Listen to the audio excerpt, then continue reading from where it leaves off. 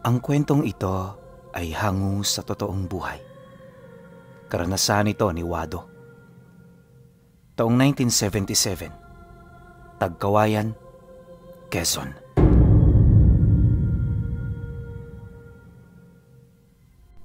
Kilalang bantog na albularyo itong si Wado sa Quezon. Isa siya sa mga tao roon na punong-puno ng misteryo ang buhay. Bagaman marami siyang kakilala sa lugar, walang kahit na sino man sa mga ito ang may kakayahang makapagbigay ng detalye ukol sa kanyang pagkatao. Ayon sa iilan, walang makapagsabi kung kailan nakarating doon si Wado. Ni isa sa kanila, aminadong hindi alam ang pinanggalingan niya. Dagdag pa ng mga ito na parang kabuti siyang sumulpot sa kanyang pinagtitirhan. Isang araw nagulat na lamang ang mga taga roon matapos nilang masilayan ang isang maliit na kubo sa harapan ng isang malawak na palayan. Akala nga nila kung sino lang ito, kaya na may ilang buwan pa nila yung hindi pinansin. Nakilala lang din nila itong si Wado noong may taga roon sa kanila na natuklaw ng kobra malapit sa bahay nito. Sa kagustuhan nitong makaligtas, lumapit ito sa kanya kahit hindi niya ito kilala. Halos mamatay na rin ito sa kakaiyak, makahingi lang ng tulong sa kanya. Alam kasi ng lalaking yon na tsak na talaga ang kanyang kamatayan kapag natuklaw siya ng ganoong uri ng ahas. Subalit, nang marinig naman ni Wado ang pagdaing nito, agad niya itong nilapitan habang hawak ang gapalad na marmol na bato. Pagharap nila ng lalaki, agad niya itong inabisuhang maging mahinahon, kasabay ng pagtanggal ng benda nito malapit sa pinagtuklawan. Nang masipat naman ito ang kanyang ginawa, nagkaroon ito ng konting pagdududa, ngunit sa katagalan nagtiwala na rin ito sa kanya. Dahil sa ginawa ng lalaki, naligtas ito mula sa matinding panganib. Unang lapat pa lang ng batong hawak niya, mabilis na nitong nahigop ang lahat ng laso ng kobra.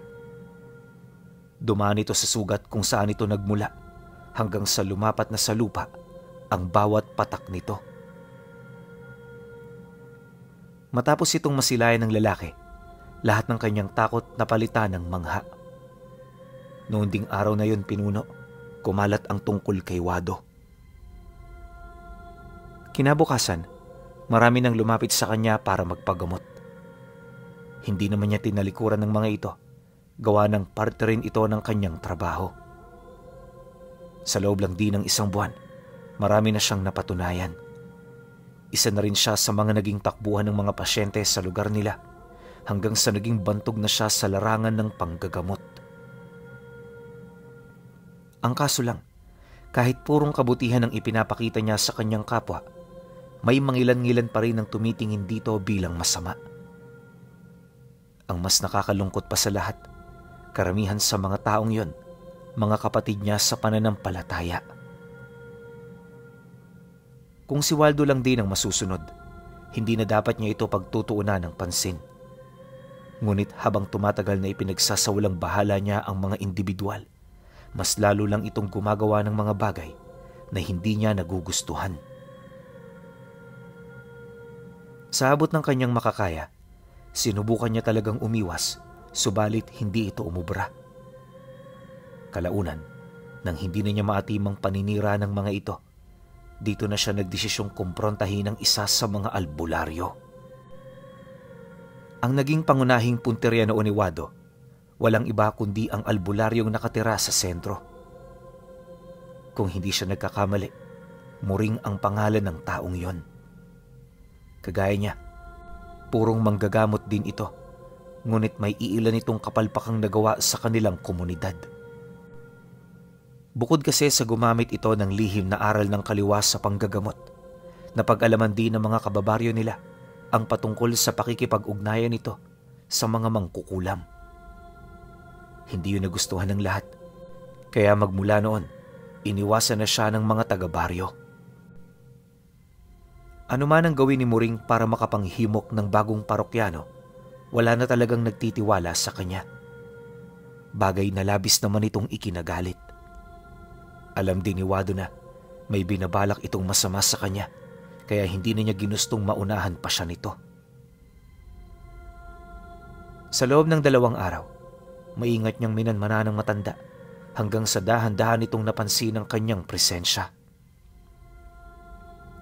Hindi naglaon, nang matunugan naman niya ang tungkol dito, pinili niyang kumalma na muna pansamantala.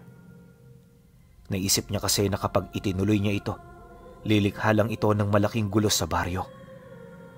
Inakala rin ni Wado na sa pamamagitan ng pag-iwas, masisindak na ito, pero nagkamali siya.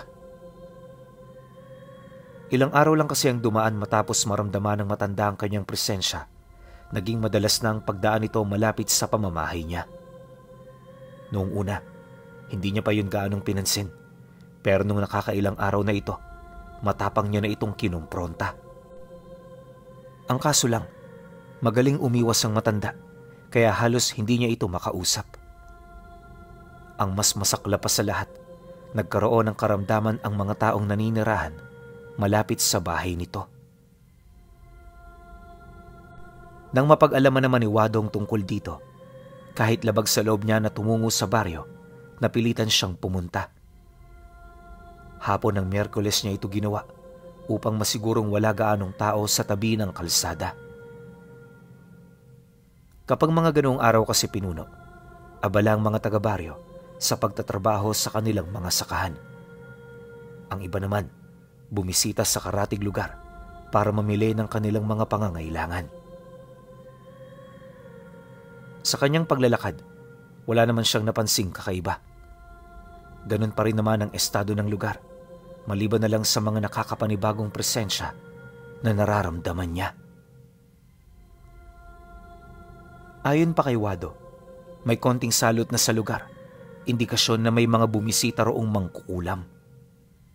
Wala rin siyang ideya kung sino-sino ang mga ito, ngunit malakas ang kanyang kutob na merong nagpapunta sa mga ito. Sa pagdating naman niya sa bahay ni Tandang Muring, agad naman niyang tinawag ang matanda mula sa bakuran ng bahay nito. Ang problema, kahit anong gawin niya, walang sumasagot. Tipong akalain mo talagang walang tao kahit may usok sa kusina ng bahay nito. Dahil sa ganoong pangyayari, dito na siya nagdesisyong sumilip sa loob ng bahay.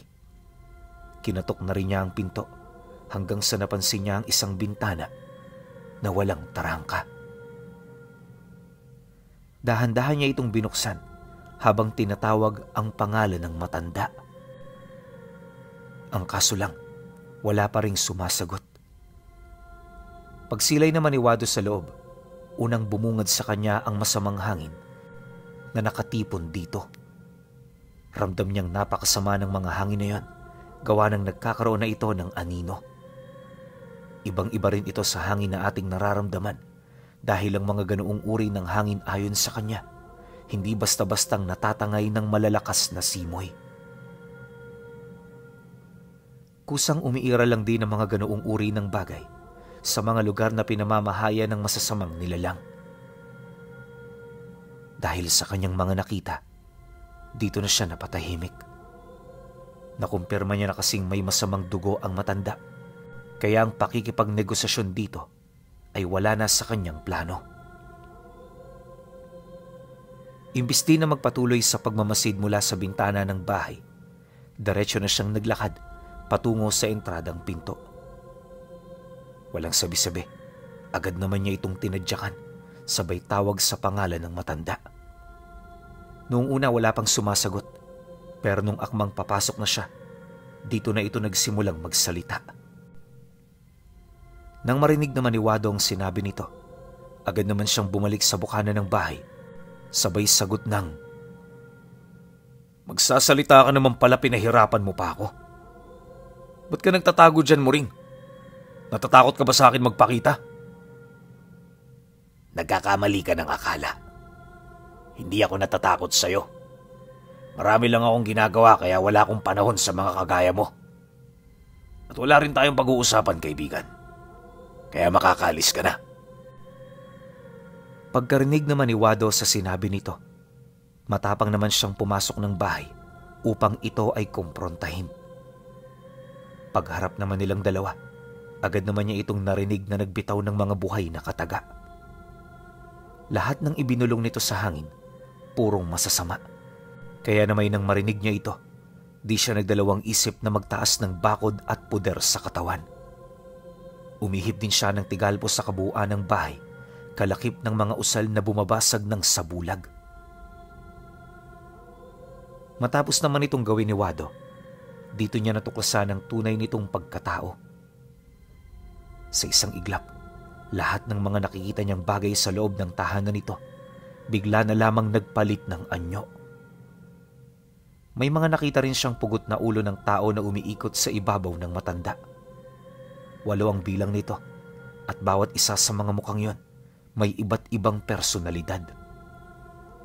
Halata rin sa kanilang muka na dumanas sila ng matinding pahirap bago sila tuluyang binawian ng buhay. Dahil sa kanyang mga nakita, napilitan siyang magtaas ng bakod at puder bilang parte ng kanyang paghahanda. Sinubukan din niyang tigalpuhin ang matanda, ngunit sa kasamaang palad hindi ito umepekto. Matapos ang pangyayaring yon, nakaramdam ng takot itong si Wado na buong buhay niya hindi niya pa nararanasan. Bagaman sindak na siya sa abilidad ng matanda, kalmado pa rin siyang humarap dito upang hindi ito mag-isip ng kung ano-ano. Makalipas pa ang ilang minutong pakikipagpakiramdaman, dito na rin yun unti-unting nagpalit anyo hanggang sa masilayan na niya ng tuluyan ang kakaiba nitong wangis. Paglalarawan ni Wado sa nilalang, nakasuot ito ng itim na saya tapos wala itong pang-itaas na kasuotan. Kulukulubot din ang katawan nito, tapos lahat ng buhok nito sa ulo bigla na lamang nalagas. Nagkaroon din yun ng 3 nakaumbok na sungay sa ulo, kalakip ng pagkakaroon nito ng mahahabang mga daliri. Binalot na rin na nagbabagang mga buhangin ang talampakan nito, indikasyon na isang makapangyarihang demonyo ang kasalukuyang namamahala sa katawan ng albularyo. Matapos namang masilayan ni Wado ang ganun nitong wangis, dali-dali naman siyang lumabas ng bahay. Ang kaso lang, pagtungtong niya sa bakuran, napansin niyang unti-unting naglalaho ang mga katabing tahanan ng matanda. Lumakas din bigla ang hangin na parabang nahuli sila ng isang malakas na ipo-ipo.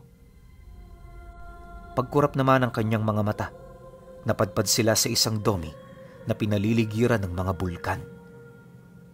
Kasabay naman ng pagngangalit nito ay ang pagrinig niya sa mga sigaw ng tao na walang sawang lumalangoy sa malawak na asupre at dagat-dagatang apoy. Maligayang pagdating sa impyerno, albularyo. Kanina ang tapang mo, pero ngayon nakikita ko sa mga mata mo, parang nawawala na ng pag-asa ang puso mo. Huwag ka mag-alala, isa lang yung normal na pakiramdam. Kahit sino matatakot talaga, lalo na kapag nakarating ka sa ganitong sitwasyon. Nang marinig naman ni Wado ang sinabi nito, hindi naman siya nagpasindak. Sa isip-isip niya, marami pa siyang alas na pwede niyang maipamalas upang matalo ang dyablo. Nagpasya na rin siyang gamitin ang kakayahan ng kanyang gabay na nagbabalat kayo bilang isang mataas na uri ng engkanto. Ngunit ang katotohanan pinuno, anghel ang nilalang na gumagabay sa kanya. Pagtawag ni Wado sa pangalan nito, bigla naman nagkaroon ng nakakabulag na liwanag na bumalot sa kanyang buong katawan. Bahagyang binalot nito ang buong paligid hanggang sa unti-unti nang bumalik sa normal ang lahat. Dahil sa ginawa niya, nagawa niyang makatakas mula sa domi ng kapangyarihan nito. Hindi ito kaagad napansin ng demonyo, kaya pagsilay nito na nakabalik na sila sa mundo ng mga tao, na puno ng katanungan ang kaisipan nito. Gayunpaman, kahit hindi ito makapaniwala sa kanyang ginawa, patuloy pa ring nanatili ang pagmamalabis ng nilalang na matalo at mapaslang siya.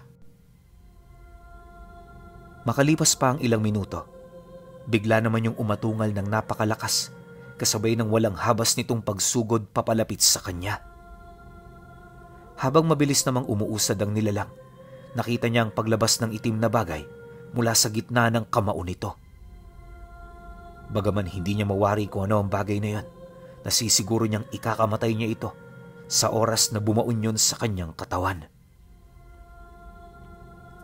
Maya-maya pa, nang makalapit na ito sa kanya, agad naman siya nitong inundayan ng saksak sa iba't ibang bahagi ng kanyang katawan.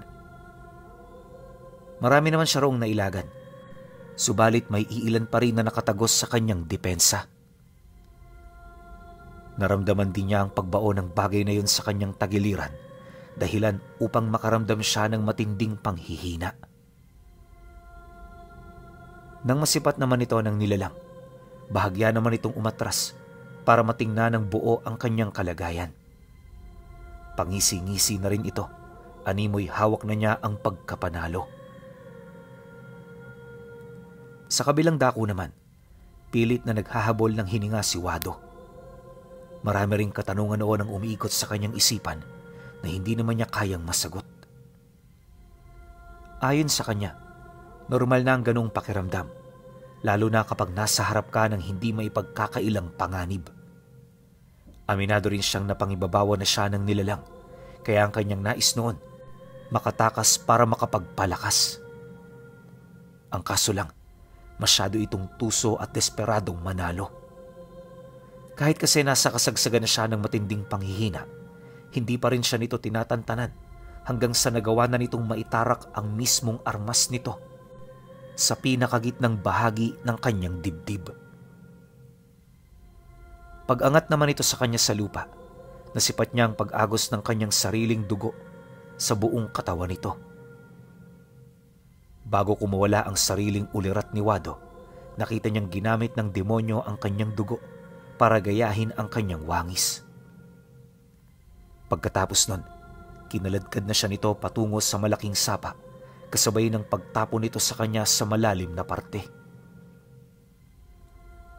Pagbagsak naman niya sa ilalim, tulala naman niyang pinagmasdan ang unti-unting pagdilim ng kapaligiran. Gustong-gusto niyang umahon sa ibabaw nito, ngunit wala na siyang lakas para magpatuloy pa. Tinanggap na rin niya na ito na ang kanyang katapusan, ngunit sa hindi malamang dahilan, bigla siyang nagising sa napakasamang panaginip na totoo naman niyang pinagdaanan. Ayon kay Wado, pagmulat ng kanyang mga mata, nadatnan niya ang kanyang sarili sa isang maliit na silid na gawa sa purong kawayan. May mga benda rin siya sa katawan, tapos ang pinakadibdib niya, may nakalagay na putik na halos kasing tigas na ng bato. Noong una, medyo ipinagtataka pa niya ang kanyang kalagayan. Pero hindi nagtagal, dito niya nakita ang isang matandang babae na may mahabang puting buhok. Nakasuot din ito ng puting balabal at sa estado ng kasuotan nito, masasabi mong naabutan nito ang panahon ng mga Kastila. Pagtitig naman ito sa kanya, napangiti lang naman yon ng bahagya habang dahan-dahang lumalapit. Pag-upo nito sa kanyang tabi, agad siya nitong pinahira ng lunas. May mga dasal din itong ibinulong sa kanyang tenga bago siya nito tuluyang halikan sa noo. Matapos naman itong may isa katuparan ng matanda, agad itong umalis sa kanyang silid.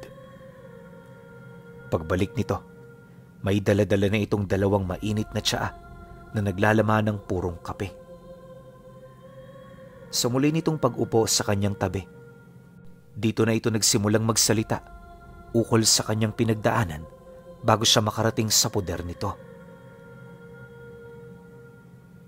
Hindi maganda ang estado mo nung nakita kitang palutang-lutang sa tubig. 3 buwan kang nagpahinga, iho. Kaya masaya kong makita ka ngayong may malay na. Pansamantala, huwag mo munang aalisin ang mga luwad sa iyong dibdib. Hindi pa magaling ang sugat mo sa parteng yan, kaya maaari pa yang dumugo. Dagdag pa nito na, Sa kasagsagan ng kanyang pagpapagaling, wala namang naghanap sa kanya. Ang tanging nabalitaan nito ay ang tungkol sa albularyong nagkupkup umano sa isang pamilya ng mga mambabarang. Bantog ang taong yon, kaya hindi talaga maisip ng marami kung ano ang nangyari rito. Ayon pa sa matanda na, magkalapit lang sila pareho ng tinitirahan. Hindi naman siya gaanong nababahala ukol dito, ngunit hindi siya gaanong nagpakakampante. Nang marinig naman ni Wado ang sinabi nito, agad naman siyang napatanong ukol sa lugar na pinagtitirhan ng bantog na albularyo. Pagkarinig niya kasi rito, naalala niya ang tungkol sa paggaya ng kanyang anyo nung demonyong pumatay sa kanya. Malakas din ang kanyang kutob na maaaring yon ang tinutukoy ng matanda. Sa pagpapatuloy naman ng kanilang pag-uusap, napag-alaman niyang isa palang dibinong manggagamot ang babae. Nakatira din ito malayo sa mga tao, kaya napaka-imposible talagang makita siya nito. Sa isip-isip niya, marahil ay yun talaga ang kanyang tadhana. Kung sakali man kasing hindi siya nito nakita, paniguradong pinagpipistahan na siya ng uod sa sapa. Dahil sa kanyang mga nalaman, taus-puso naman siyang nagpasalamat buhat sa pagligtas nito sa kanya. Nang marinig naman ito ng matanda, napangiti lang naman ito habang nagwiwika sa kanya ng,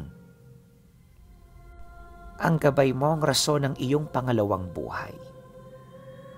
Nung nakita kita, pilit ka nung pinapagaling. Napakaswerte mo. May gabay kang hindi sumuko sa'yo, kahit sa kahuli-hulihan. Ngayong magaling ka na, ano ang inaasam ng iyong puso?" Nang marinig naman yun ni Wado, iisang bagay lang ang pumasok sa kanyang isipan at yun ay walang iba kundi ang pagkatalo ng demonyong minsan niyang nakalaban. Sa halip di na humingi ng dagdag na lakas sa matanda, nakiusap siyang tulungan siya nito. Kung magsasanay pa kasi siya, maaaring gumugol ito ng taon bago niya malampasan ang lakas nito. Dahil sa kanyang sinabi, napangiti lang naman ang matanda habang nagkakape. Makalipas pa ang ilang minuto, malungkot nitong inilahad sa kanya na wala siyang balak na makisawsaw sa problema ng iba. Dagdag pa nito na isa lang naman siyang hamak na manggagamot, kaya hindi posibleng matalo niya ito. Mariin din itong inilahad, demonyo ang kalaban nila noong mga oras na yon, kaya hindi ito dapat na maliitin.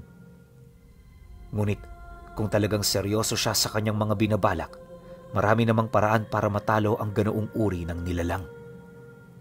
Ang kaso lang, nangangailangan ito ng matinding sakripisyo na maaaring maging daan upang hindi niya tanggapin ang ganung plano. Nang marinig naman ni Wado ang sinabi nito, hindi siya nagdalawang isip na tanggapin ang inaalok ng matanda. Ayon pa sa kanya, nakahanda siyang isakripisyo ang lahat-lahat kung ito ang nararapat. Nang marinig naman ng dibino ang kanyang sinabi, inabisuhan siya nitong magpagaling na muna. Wala rin naman kasing magagawa ang kanyang pagmamalabis kung masyado pang mahina ang katawan niya. Dahil sa sinabi ng matanda, di naman niya maiwasang manahimik habang dahan-dahang humihigop ng kape. Ilang araw pa ang lumipas, nakita niya kung ano ang pinagkakaabalahan ng dibino sa lugar na yon. Nalaman din niyang milya-milya pala ang layo nila sa pinakamalapit na baryo, kaya kahit saan man siya noon lumingon, wala siyang makitang kabahayan. Partida, nasa ibabaw ng bundok ang tahanan nito. Gayunpaman, kahit ganoon ang sistema nila, masaya naman siya.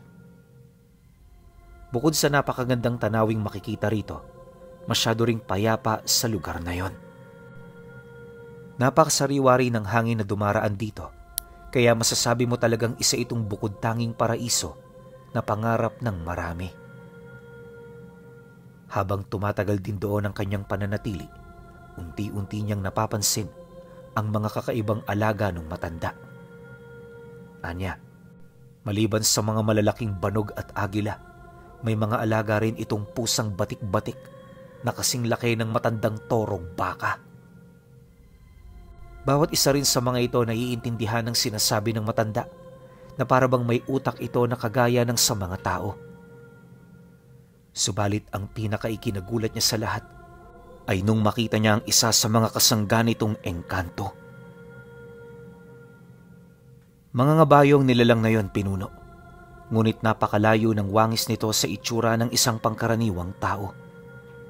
Gawa rin sa elemento ng apoy ang kanyang sinasakyan, kaya saan mang dako yun pumunta, nagiiwan ito ng bukod tanging bakas sa lupa.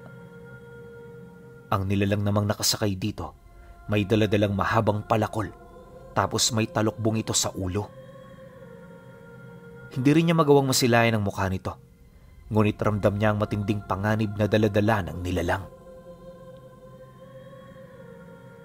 May hindi rin ito masukat na aura na halos mas malakas pa ng di hamak sa kanya. Nang mapansin naman ng Dibino ang pagsilay niya sa isa sa mga kaibigan nito, agad naman yung lumapit para ilahad sa kanya ang naisip nitong plano. Ramdam kasi ng matanda na handa na siya, gawa ng ang mga luwad sa kanyang dibdib natatanggal na ng kusa.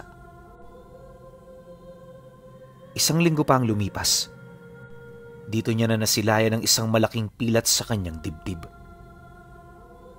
Ayon kay Wado, maging siya man noong mga oras na yon, talagang hindi makapaniwala sa paghilom ng ganong katinding sugat. Gayunpaman, sa kabila ng matinding pagkamangha, naniniwala siyang sadyang malakas ang aral ng mga Dibino, kaya nakakagawa ito ng mga ganoong uri ng milagro. Kinahapunan noong mismong araw, nang may unat na niya ang kanyang katawan, agad naman niyang hinanap ang matanda upang tanungin ito ukol sa kanilang plano. Nang marinig naman ito ang kanyang sinabi, dali-dali naman itong tinawag ang mga ngabayo kasabay ng pagwika nito sa kanya ng, Ibinaon ko sa nilalang na ito ang huling ora ng gabay mo. Kung matatalo mo siya, mapapasunod mo siya. Pero kapag nabigo ka, kalimutan mo na ang tungkol sa ating usapan. Magpakalayo-layo ka sa lugar na ito at sikapin mong mamuhay bilang isang pangkaraniwang tao. Yan lang ang paraan kung hangad mong magkaroon ng mahabang buhay sa hinaharap. Alam mo kasi, minsan may mga bagay na kinakailangan nating tanggapin kahit labag ito sa ating kalooban. Hindi sa lahat ng oras tayong panalo. May mga tagpuring matatalo tayo para matuto ng isang aral.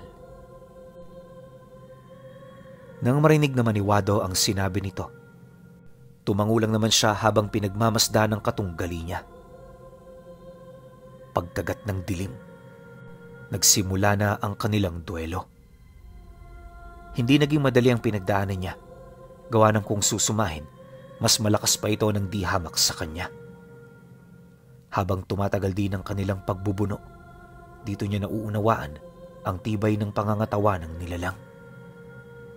Hindi rin ito nakakaramdam ng anumang pagod kahit magdadalawang oras na silang nagtutuos. Samantalang siya noon, halos lumupaypay na dahil sa matinding panghihina na nararamdaman niya. Kalaunan, nang hindi na niya magawang kumilos, dito na siya nagdesisyong mamatay mula sa kamay ng kanyang katunggali. Naisip niya kasi na ang ganoong kabiguan ay ang magdudulot lamang ng habang buhay na pagsisisi. Pagsilay naman ng matanda sa kanyang ginawa, hindi naman ito maiwasang mapangiti habang pinagmamasdan ng pagsugod ng nilalang. Pagtarak naman ng palakol nito sa kanyang balikat, agad naman yung naglaho kasabay ng dali-dali nitong pagpasok sa sugat na nilikha ng armas nito. Paglaho naman ito ng tuluyan, bigla namang nawala ang sugat na yon na parabang hindi man lang ito umiral. Nang masipat naman yun ni Wado, nagdulot naman ito sa kanya ng matinding palaisipan. Maging siya man kasi, sadyang hindi makapaniwala sa mga nangyari. Ilang minuto pa ang lumipas. Dito na siya nilapitan ng matanda para ilahad ang matindi nitong paghanga sa kanyang katapangan. Nagpaliwanag din ito na hindi siya nagkamali sa kanyang desisyon. Yun lang kasi ang tanging paraan para mapasuko ang ganoong uri ng nilalang. Pagkasambit naman ito ng mga kataga, agad naman siya nitong inabisuhan na bumaba na ng bundok. Alam kasi ng Dibino na marami pa siyang gagawin para malinis ang kanyang pangalan.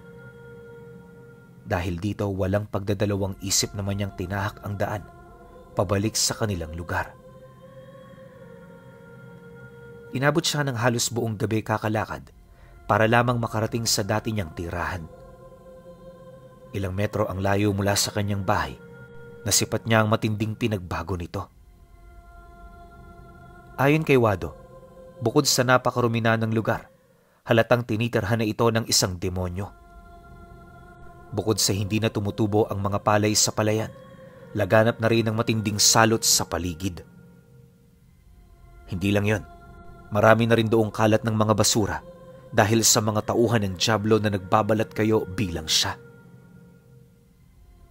Matapos naman niya itong makita, hindi na siya nagdalawang isip na maglakad papalapit dito. Kagaya ng una nilang pagtutuos, sapilitan niyang binuksan ang pinto para kaharapin ito. Matapos naman niya itong maisakatuparan, bumungad sa kanya ang kamukha niya na abalang-abala sa pagkain ng hilaw na karne ng tao. Kasama nito ang 6 na matatandang mambabarang na animoy nagbenta na rin ng kaluluwa rito. Pagsilay naman sa kanya ng mga nilalang na yon, walang pagdadalawang isip siya nitong sinunggaban. Sa isang iglap, nagkaroon sila ng matinding pagbubuno hanggang sa matalo na niya ang mga ito.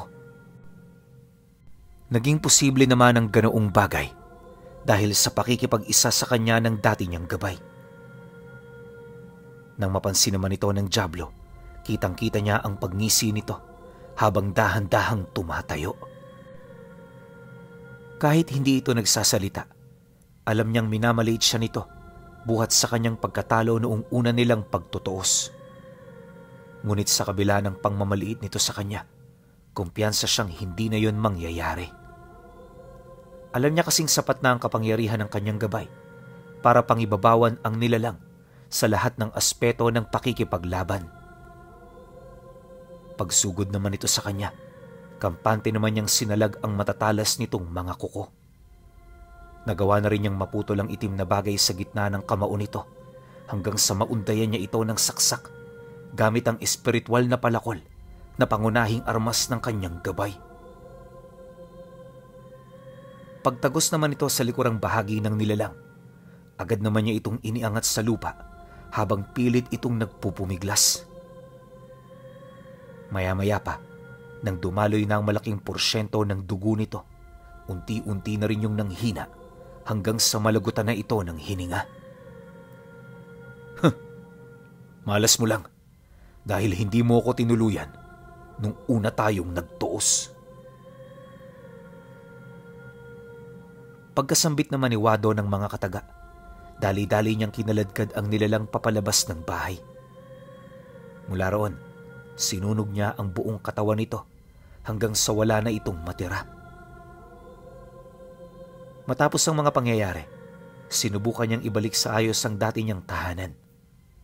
Ngunit sa kasamaang palad, di niya na ito nagawa. Sa sobrang dami kasi ng mga taong nabiktima ng demonyo, wala nang naniniwala sa kanya. Ito na rin ang naging hudyat para kay Wado para lumipat ng lugar, kasabay ng paglimot niya sa mga pangyayari noong minsan siyang ginaya ng isang dyablo. Pero laking pasasalamat na lamang niya dahil sa ginawang pagsasakripisyo ng gabay na anghel ni Wado.